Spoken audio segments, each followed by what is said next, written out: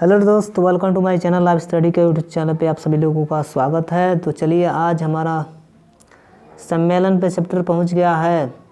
जो भी दोस्त पहले वीडियो नहीं देख पाए हैं उनसे रिक्वेस्ट है कि चैनल को सब्सक्राइब कर लीजिए और पहले वाला वीडियो देख ले, कि उस वीडियो में मोस्ट इंपॉर्टेंट प्रश्न है।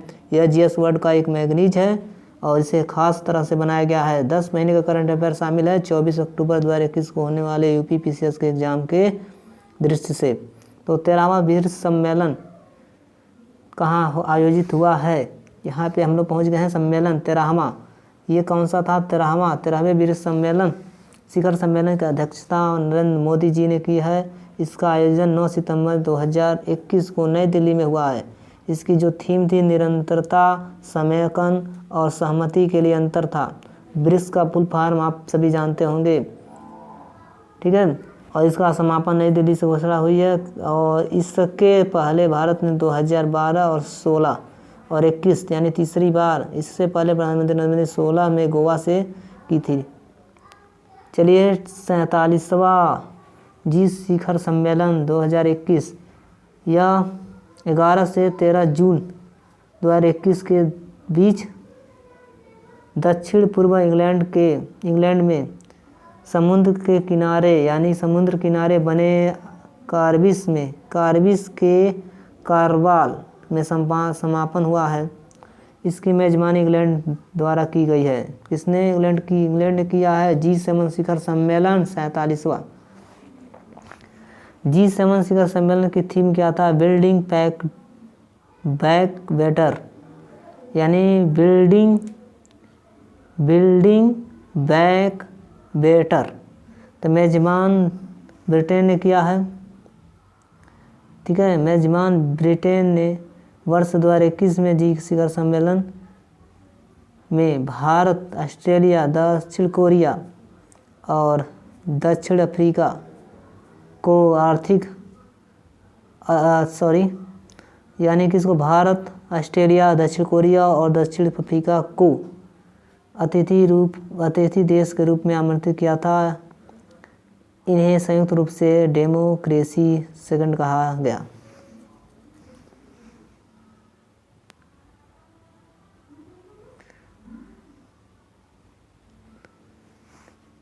पहली बैठक 1975 में हुई थी। देश कौन कौन से हैं? सदस्य देश हैं America, Britain, France, Canada, Japan, Italy, Germany. Bharat इसका सदस्य नहीं है। G7 का भारत इसका सदस्य नहीं है।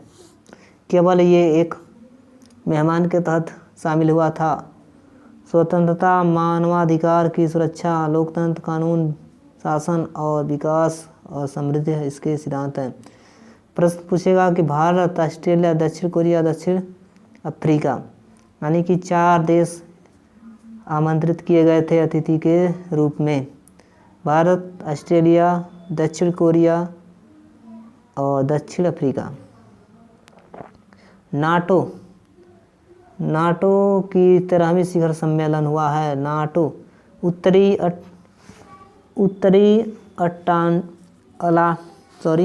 उत्तरी अटलांटिक संधि संगठन है।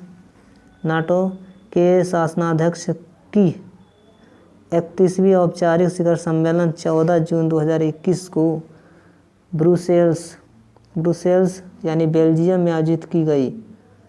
नाटो 30 यूरोपीय उत्तरी अमेरिकी देशों का एक अंतर सरकारी सैन्य गठबंधन है। इसमें सामूहिक रक्षा की एक प्रणाली शामिल है। मूलतः नाटो यानी नॉर्थ अटलांटिक ट्रीटी ऑर्गेनाइजेशन में 12 सदस्य देश हैं। कितने? 12 सदस्य देश हैं। सदस्य देश थे जो अब बढ़कर 30 हो गए हैं। यानी कि पहले 12 थे, अब 30 हो गए हैं। नवीनतम जो जोड़ा गया है उसका नाम है मैसेडोनिया, यानी कि नाटो में शामिल होने वाला 30वां है मैसेडोनिया। भारत ब्रिटेन आभासी वीडियो कॉन्फ्रेंस हुआ है। प्रधानमंत्री मोदी द्वारा इसे सक्षम ब्रिटिश प्रधानमंत्री बोरिस जॉनसन के बीच 4 मई 2021 को आभासी शिखर सम्मेलन का आयोजन किया गया। दोनों नेताओं ने शिखर सम्मेलन के दौरान भारत और ब्रिटिश संबंध को नई ऊंचाई के लिए एक महत्वाकांक्षी 10 वर्षीय रोड मैप प्रस्तुत किया, जिसमें रोड मैप 2030 कहा जाता है।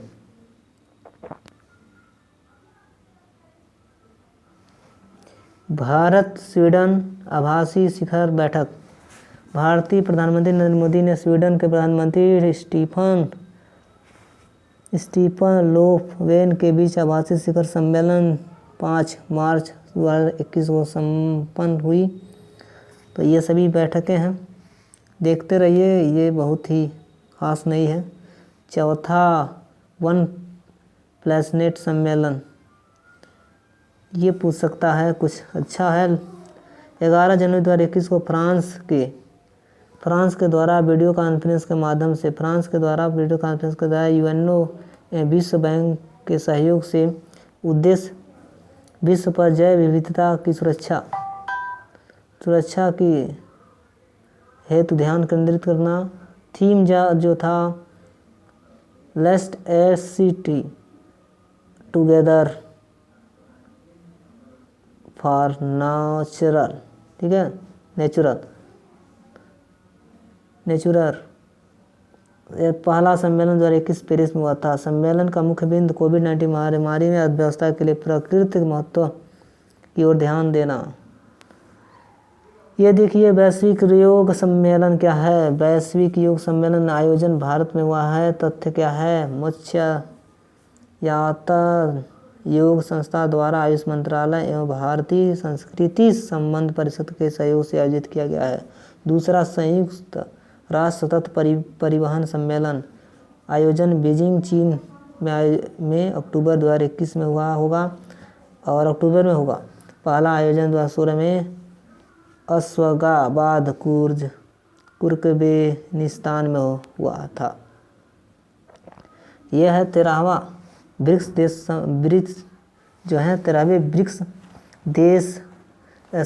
विदेश मंत्रियों की वर्चुअल बैठक हुई है। ब्रिक्स सदस्य देश वर्चुअल रूप से नई दिल्ली में इसका अध्यक्षता करने के लिए भारतीय विदेश मंत्री जयशंकर प्रसाद ने क्षेत्रीय अखंडता सम्मान पर जोर दिया। ब्रिक्स तो इसकी जो स्थापना है 2006 में हुई थी, जून में। संस्थापक सदस्य होंगे ब्राज़ील, रूस, इंडिया, भारत और चीन, इसके संस्थापक देश थे। उद्देश्य क्या है इसका। आर्थिक सहयोग, पीपुल एक्सचेंज, राजनीतिक और सुरक्षा सहयोग तंत्र। G20 शिखर सम्मेलन 2021। G20 का 16वां शिखर सम्मेलन रोम, इटली में 30 अक्टूबर 2021 को आयोजित किया जाएगा। वहीं 17वां इंडोनेशिया 2022 में और 18वां भारत 2023 में और 19वां 2024 में ब्राज़ील में होगा। यानी कि जो 30 अक्टूबर को होने वाला है G20 सम्मेलन, तो ये इटली करेगा, ठीक है। इटली के रोम में होगा 16वां, 17वां इंडोनेशिया 2022 और 2023 में 18वां भारत करेगा। 19वां 2024 ब्राज़ील में आयोजित होंगे। पहला क्वाड समिट हुआ मार्च 2021 में। क्वाड वर्चुअल रूप से भारत, अमेरिका, जापान, ऑस्ट्रेलिया द्वारा हिंद महाप्रशांत क्षेत्र में शांति स्थापित करने के लिए। जलवायु शिखर सम्मेलन आयोजन 22-23 अप्रैल 2021 अमेरिकी द्वारा वर्चुअल रूप से हुआ है। किसके द्वारा। अमेरिकी के द्वारा।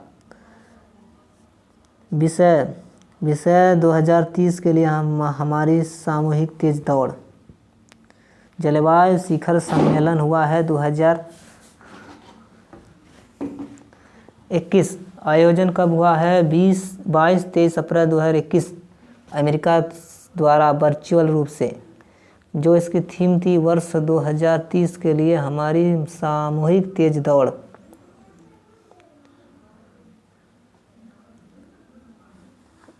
और एक मंत्रालय ये भी है। अब और तेज हम लोग करेंगे। नवा हार्ट ऑफ एशियन सम्मेलन।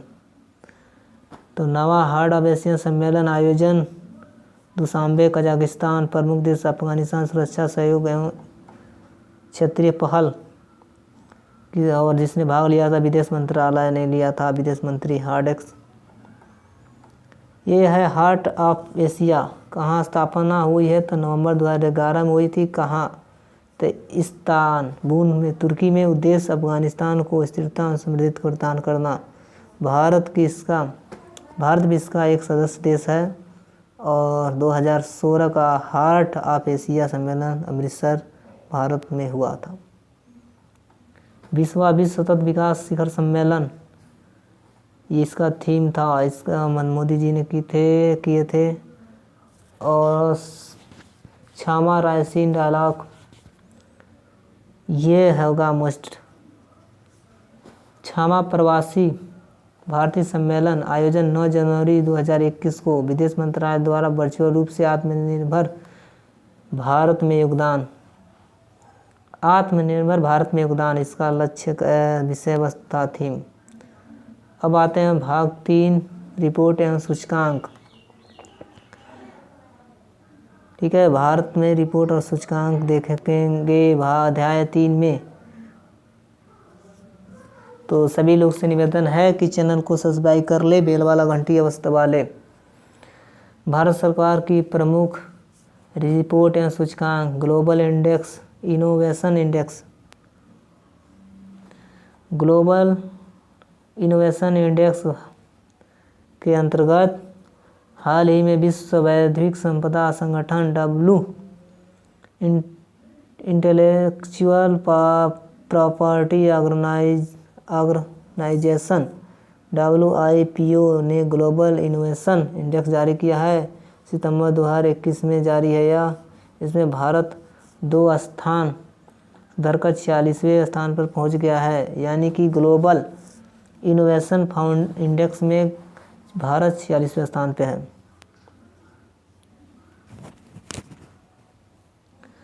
सतत विकास लक्ष्य भारत सूचकांक। सतत भारत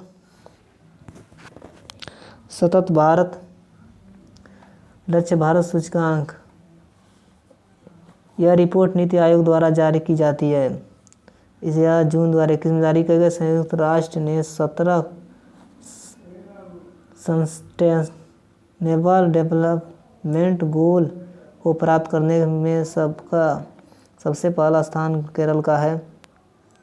किसका है? केरल राज्य का है।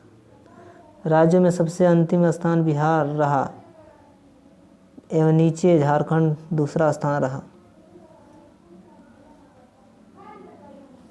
स्कोर है, केरल सबसे आगे है। अर्मेनिया मुक्त भारत सूचकांक। अर्मेनिया भारत सूचकांक में यह पहल स्वास्थ्य एवं परिवार कल्याण मंत्रालय यूनिसेफ की है। वर्तमान में स्वास्थ्य मंत्री मनसुख मंडाविया है। 28 राज्यों में बिहार का स्थान 22वां रहा। उत्तर प्रदेश 20वां रहा। प्रथम रहा अंडमान निकोबार।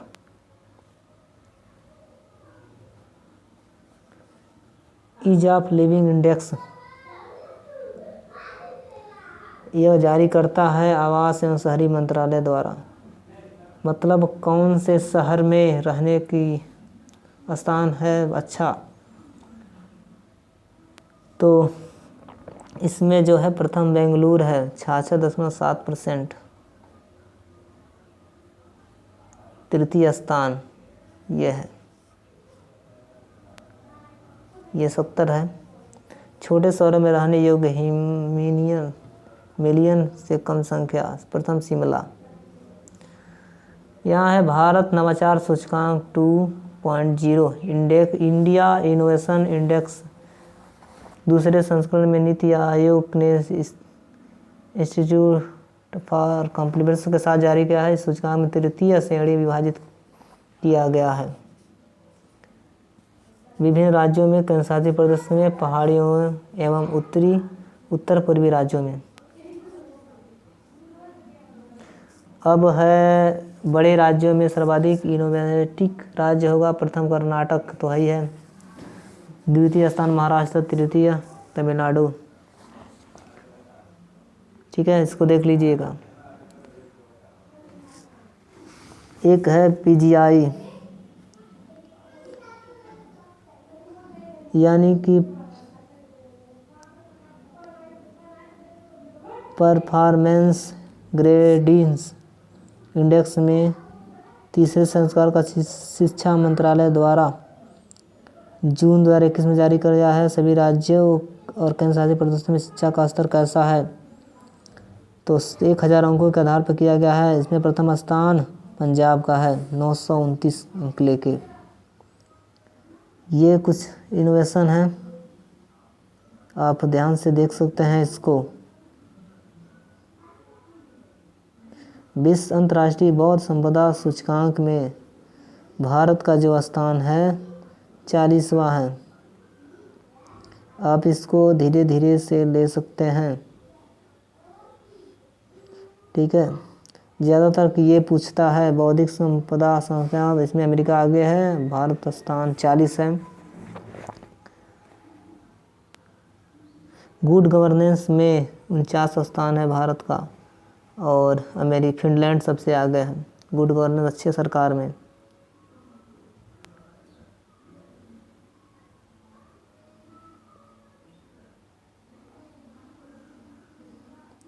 सतत विकास लक्ष्य सूचकांक जो है उसमें फिनलैंड भी आगे है। और ये पूछता है विश्व खुशहाली सूचकांक।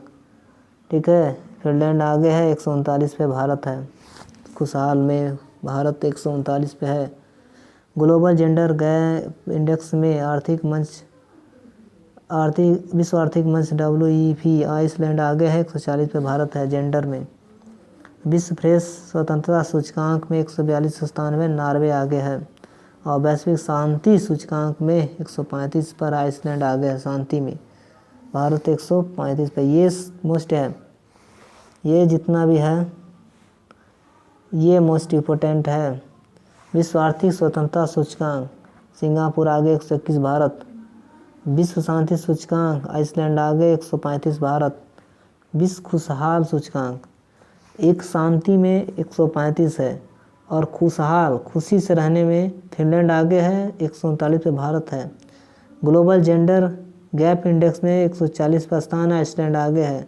और प्रेस स्वतंत्रता यानी कि नॉर्वे आगे 142 पर, भारत है। इसमें विश्व प्रेस स्वतंत्रता सूचकांक में। अब आते हैं अध्याय 4 अभियान पहल मोबाइल ऐप पोर्टल।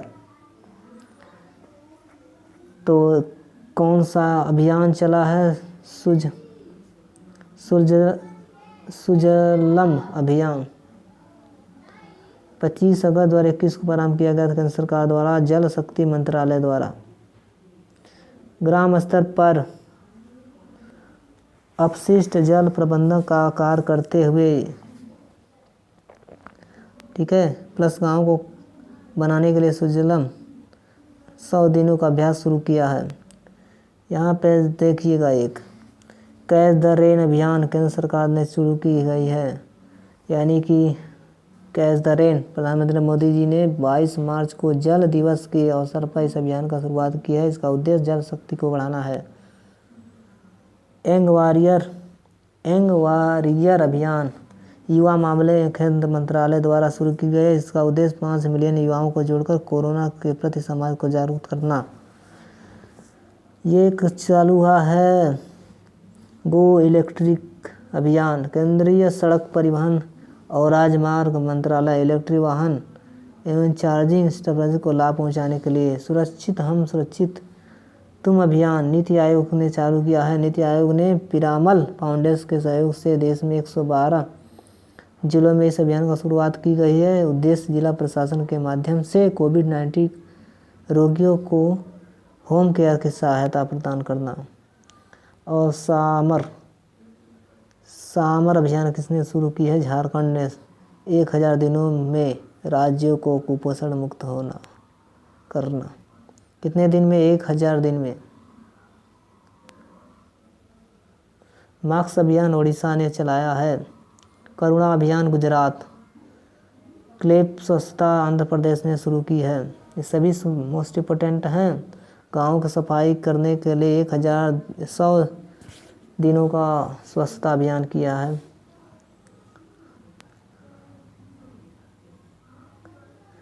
यह है पंख अभियान मध्य प्रदेश। बालिका दिवस के अवसर पर इस अभियान का शुरुआत की गई है। इसके तहत बालिकाओं को सशक्तिकरण का विस्तार बल दिया जाएगा। युवा शक्ति कोरोना मुक्त मध्य प्रदेश ने ही चालू की है। तो ये सभी किए हैं। नमस्ते योग ऐप किसने किया? आयुष मंत्रालय ने। अमृत वाहिनी ऐप झारखंड सरकार ने। हिंट कोविड बिहार ने। और मानस प्रधान वैज्ञानिक सलाहकार द्वारा शुरू की गई है मानस। जो मोस्ट होगा आप लोगों को बताएंगे क्या मोस्ट है।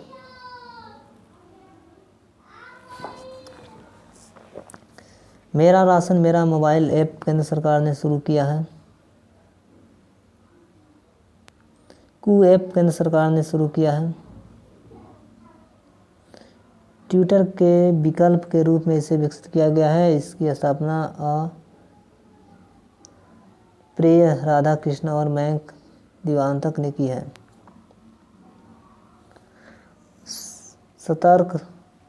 सतर्क नागरिक ऐप जम्मू कश्मीर ने की है। इसमें क्या है कि भ्रष्टाचार को खत्म करना और नागरिकों को अपनी शिकायत को आसानी से भेजने का माध्यम है। और डीजी नेट मोबाइल ऐप किसने लॉन्च किया? पंजाब ने। भुगतान प्रक्रिया को आसान बनाना, उससे पारदर्शिता लाना, डीजी नेट। कोविन ऐप केंद्र सरकार ने की है।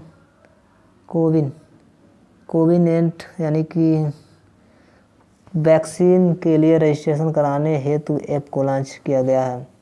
उद्यम सारथी ऐप उत्तर प्रदेश सरकार ने की है। उद्यम सारथी ऐप ये मोस्ट इम्पोर्टेंट है। युवाओं को रोजगार से जुड़ी जानकारी प्राप्त कराने के लिए इस ऐप की शुरुआत की गई है। कृषि साख ऐप भारतीय एक्सला जनरल इंश्योरेंस द्वारा की गई है। प्राणा पोर्टल ये सभी बाल स्वास्थ्य पोर्टल राष्ट्रीय बाल अधिकरण मंत्रालय आयोग द्वारा।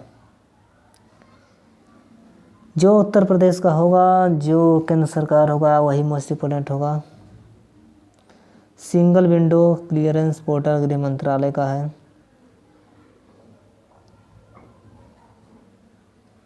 आकांक्षा पोर्टल कर्नाटक सरकार का है। सुपेस पोर्टल सुपस सर्वोच्च न्यायालय का है। अब आइए केंद्रीय बजट और समीक्षा के पर। तो बजट 2021 और 22 आम बजट के यहाँ से ध्यान से पढ़िएगा। और ये मोस्ट इम्पोर्टेंट है। उत्तर प्रदेश का भी बजट आएगा इसमें। पहले ये देश का बजट है। बिंदु है आम बजट 2021-22 का वित्त मंत्री जो होंगे निर्मला सीतारमण ने 1 फरवरी 2021 को संसद में पेश किया। यह 2021-22 का पहला पेपरलेस एंड डिजिटल बजट था। इस बजट को एक टैबलेट को लाल कवर में लाया गया एवं इसी को पढ़ा गया। बजट 2021-22 की थीम आत्मनिर्भर भारत था। इस बजट के अनुसार 2021 हमारे इतिहास के महत्वपूर्ण मील के पत्थरों का वर्ष है। आज़ादी का 75वां वर्ष है। भारत में गोवा के विलय का 60 वर्ष रहा। और 1971 के भारत और पाकिस्तान युद्ध का 50वां वर्ष रहा। स्वतंत्र भारत की 8वीं जनगणना वर्ष रही और चंद्रयान मिशन का वर्ष रहा और हरिद्वार महाकुंभ का वर्ष रहा।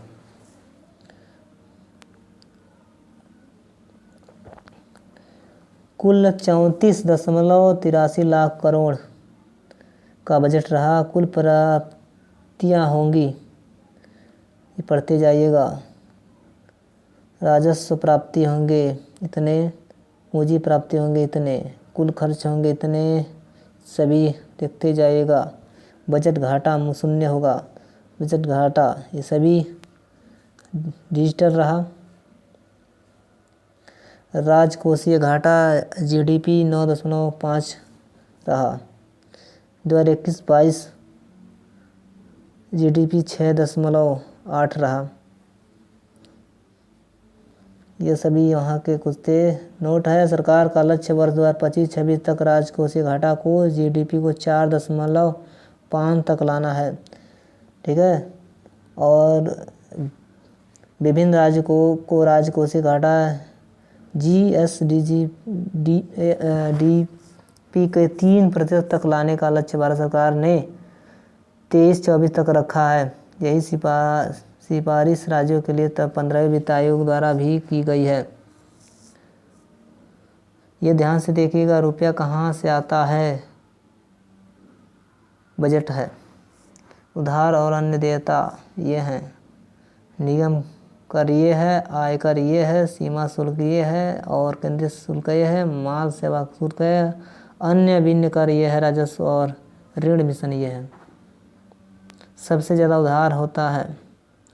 रुपये आने के टॉप 3 स्रोत उधार एवं अन्य देयदाता, जीएसटी, आयकर, यानी कि आयकर, जीएसटी एवं अन्य उधार। रुपया कहाँ जाता है अब देखते जाइए। पेंशन में जाता है, अन्य व्यय में जाता है, केंद्रीय प्रायोजित की जाती योजनाएं, केंद्रीय क्षेत्र की योजनाएं, ब्याज अदायगी, रक्षा, आर्थिक, वित्तीय। रुपया व्यय जाने के 3 स्रोत टॉप है। ब्याज अदायगी करों और शुल्क में राज्यों का हिस्सा और केंद्रीय क्षेत्र की योजना। बजट 2021-22 कुल 6 पिलर पर विभक्त है। ठीक है। इसके जो 6 पिलर हैं वह हैं स्वास्थ्य और कल्याण, भौतिक और वित्तीय पूंजी और अवसंरचना, आकांक्षी भारत के लिए समावेशी, मानव पूंजी के नव जीवन का संचार और नव प्रवर्तन और अनुसंधान एवं विकास और न्यूनतम सरकार और अधिकतम शासन। इसके कुछ मोस्ट इम्पोर्टेंट रहा बिंदु। वर्ष 2021-22 में स्वास्थ्य और कल्याण के लिए कितने करोड़ रुपए आवंटन किए गए हैं, तो 2,23,840 करोड़। पिछले साल की तुलना में स्वास्थ्य और कल्याण पर व्यय किए गए 113% बढ़ोतरी हुई है, 137%। सरकार ने इस बजट में कोविड-19 वैक्सीन के लिए कितने रुपए आवंटन किए हैं, 35,000 करोड़। ये सभी इनके हैं, ये पूछ सकता है 35,000 करोड़। ठीक है। बजट से जो भी प्रश्न आएंगे इसी से आएंगे। यहाँ पे है मित्रा स्कीम, बजट 2021-22 में चर्चा में रहा। ये चर्चा में रहा। इसमें संबंधित है 7 टेक्सटाइल कपड़ा पार्क स्थापित करने का। ये सभी बजट से संबंधित है। खासकर से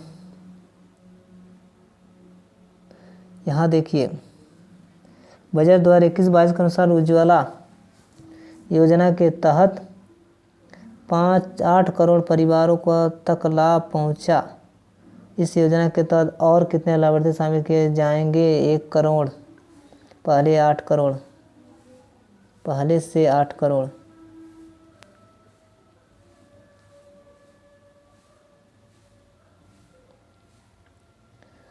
यहाँ पे है 2021-22 का तर्क, कितने आधुनिक मत्स्य बंदरगाहों पर फिश लैंडिंग सेंटर बनाने की घोषणा की गई है? तो 5। पहला कोच्चि, चेन्नई, विशाखापट्टनम, पारादीप, पेटुआ घाट। भारत सरकार किस संस्था के साथ मिलकर एक माइक्रो इरिगेशन फंड स्थापित करेगी? नाबार्ड से।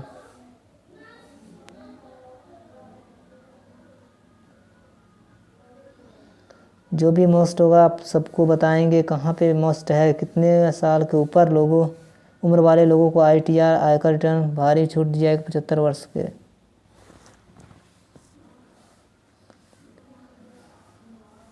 तो ये सभी नहीं मोस्ट इम्पोर्टेंट हैं। सब्सिडी खाद व पेट्रोलियम यहाँ पे मोस्ट इम्पोर्टेंट है। आंकड़ा 2021-22 बजट 2021-22 के अनुसार राजकोषीय घाटा GDP का 6.8, राजस्व घाटा 5.1, प्रभावी राजस्व घाटा 4.1 और प्राथमिक घाटा 3.1 रहा। बजट 2021-22 के अनुसार भारत के विभिन्न देशों में 100 नए सैनिक स्कूल बनाए जाएंगे। जनजाति क्षेत्र में 750 एकलव्य स्कूल बनाए जाएंगे। तमिलनाडु में मल्टीपर्पल सीवीड पार्क लगाया जाएगा। सीवीड पार्किंग के उत्पादन को बढ़ावा देने के लिए लद्दाख के लेह में एक केंद्रीय विश्वविद्यालय की स्थापना की जाएगी। आर्थिक सर्वेक्षण आप लोग एक बार ध्यान से देख लीजिएगा।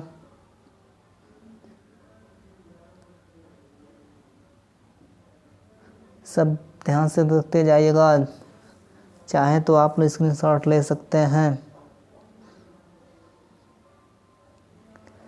यहाँ पे है आर्थिक सर्वेक्षण के अनुसार सबसे ज़्यादा आयात भारत किस देश के साथ करता है? चीन के साथ, फिर अमेरिका, फिर हांगकांग। सबसे ज़्यादा निर्यात किस देश में करता है? अमेरिका, चीन, हांगकांग, यानी उल्टा है।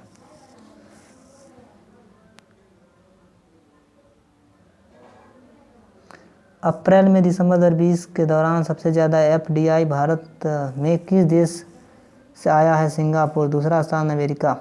किस राज्य में सबसे ज़्यादा FDI आया है? गुजरात।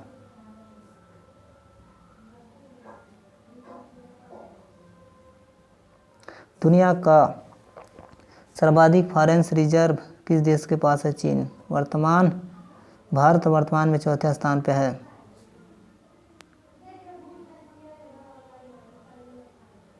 इसको हम लोग बाद में विधिवत से पढ़ेंगे, अभी शॉर्ट में ही देख रहे हैं कि कौन मोस्ट इम्पोर्टेंट है। ठीक है, आने वाले एग्जाम के इससे PDF चाहिए तो मिल जाएगा आप सबको, डिस्क्रिप्शन में PDF लोड कर दी जाएगी।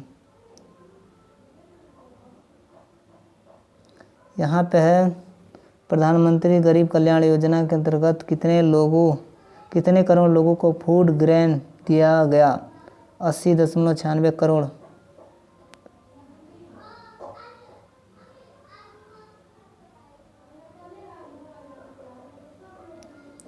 यहाँ पे पूरे विश्व में सेवा क्षेत्र में निर्यात में भारत की हिस्सेदारी 3.5 है। विदेशी यहाँ पे है पूरे विश्व की जनसंख्या कितना प्रतिशत प्रवासी हैं? 3.6। विश्व में सबसे ज़्यादा प्रवासी किस देश में हैं? भारत में। यानी विश्व में सबसे ज़्यादा प्रवासी भारत में रह रहे हैं। भारत में सबसे ज़्यादा प्रवासी किस देश से आते हैं? UAE first, USA second, Saudi Arab से। विश्व में सबसे ज़्यादा प्रवासी किस देश में आते हैं? अमेरिका 18%, दूसरा स्थान जर्मनी, तीसरा स्थान सऊदी अरब। विदेशी पर्यटन भारत में सबसे ज़्यादा किस देश से आते हैं? बांग्लादेश, USA और UK। विदेशी पर्यटन किस राज्य में सबसे ज़्यादा आते हैं? तमिलनाडु, महाराष्ट्र, उत्तर प्रदेश। पूरे भारत में पर्यटन किस राज्य में सबसे ज़्यादा घूमने जाते हैं? उत्तर प्रदेश, तमिलनाडु और आंध्र प्रदेश। नई अंतर्राष्ट्रीय शिक्षा नीति कितने साल बाद आई है? 34 साल बाद, 1986 के बाद। नई राष्ट्रीय शिक्षा नीति कितने साल बाद आई है? तो 34 साल बाद। भारत का जो रेट है 77.7 है। महिला श्रम बल, जो भारत का लिटरेसी रेट है 77.7% है। महिला श्रम बल द्वारा 18-19 में बढ़कर 16.8 हो गया है।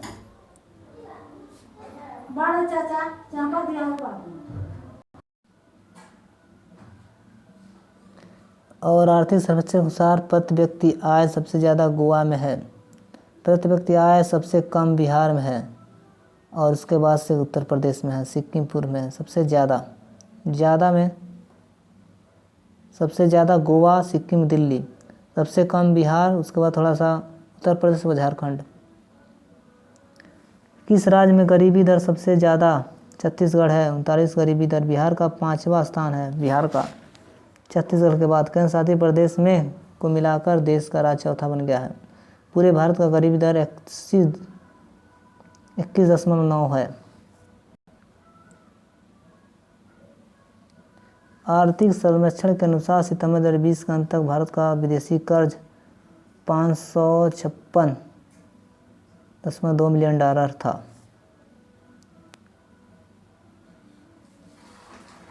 विश्व का सबसे ज़्यादा ऋणग्रस्त कर्जदार देश USA। विश्व का सबसे ज़्यादा ऋणग्रस्त कर्जदार देश USA।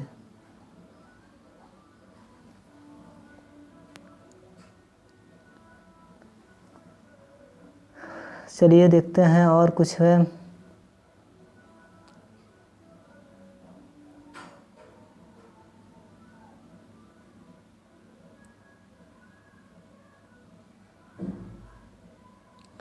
और सूचकांक पे जो राज्य है भारत का वो केरल है सबसे आगे। इस सूचकांक में देश भारतीय, शहरी, आर्थिक भारतीय कोई नहीं खास है।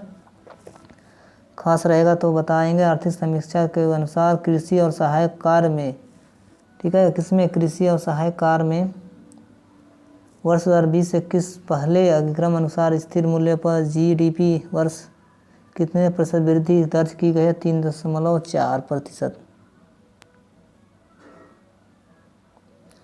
समीक्षा के अनुसार मछली में भारत दूसरा स्थान है, दूध में पहला हो गया ही है, अंडा में तीसरा है और मांस में 5वां है।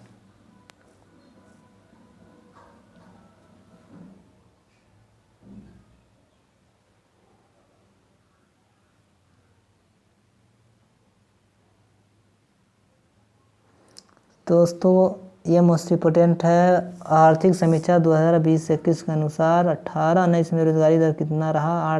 5.8। इस समीक्षा के अनुसार डिफेंस मैन्युफैक्चरिंग में FDI में सीमा 39% की बढ़ोतरी के साथ कितने प्रतिशत कर दी गई है? 74%। इसमें कुछ मोस्ट इम्पोर्टेंट नहीं है।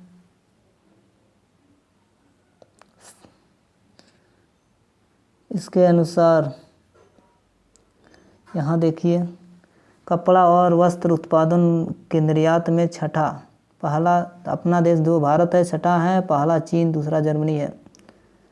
और रोड नेटवर्क की लंबाई में दूसरा भारत है, पहला अमेरिका है। कच्चे इस्पात के उत्पादन में दूसरा है भारत। भारतीय रेलवे विश्व का सबसे बड़ा यात्री वाहक है, भारत का प्रथम स्थान है। भारतीय रेलवे विश्व का चौथा सबसे बड़ा मालवाहक है, चौथा।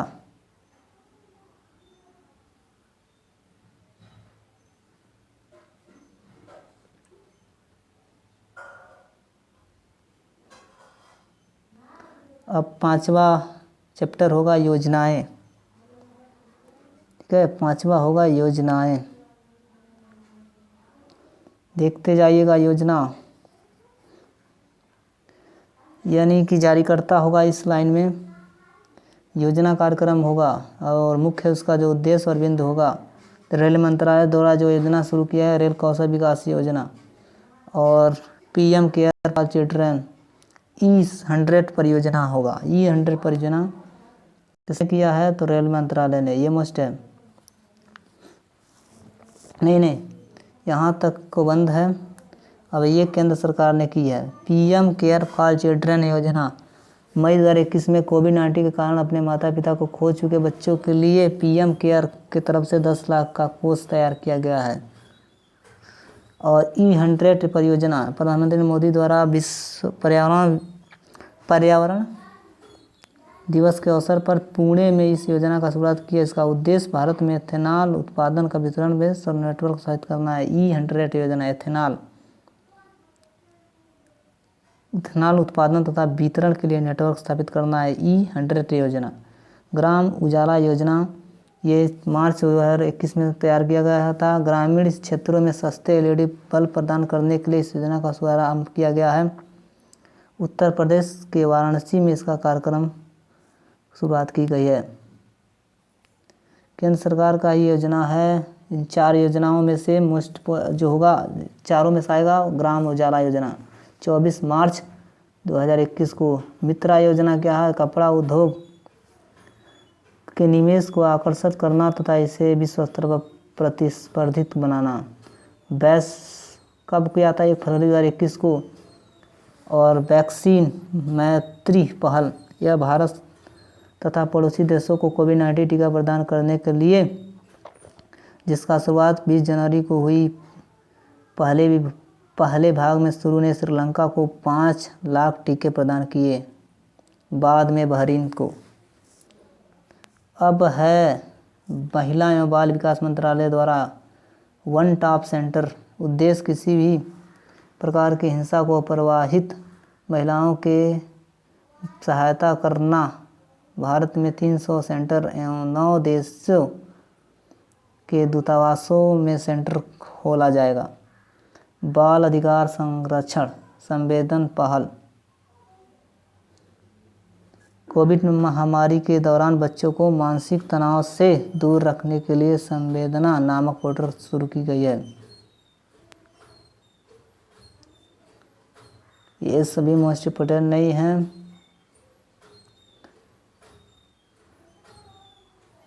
ये मोस्ट है मिशन इंद्रधनुष 19 फरवरी 2019 को शुरू की गई है। तो बच्चों 2 वर्ष की आयु तक के बच्चों को 6 बच्चे एवं गर्भवती महिलाओं टीकाकरण कवरेज करना।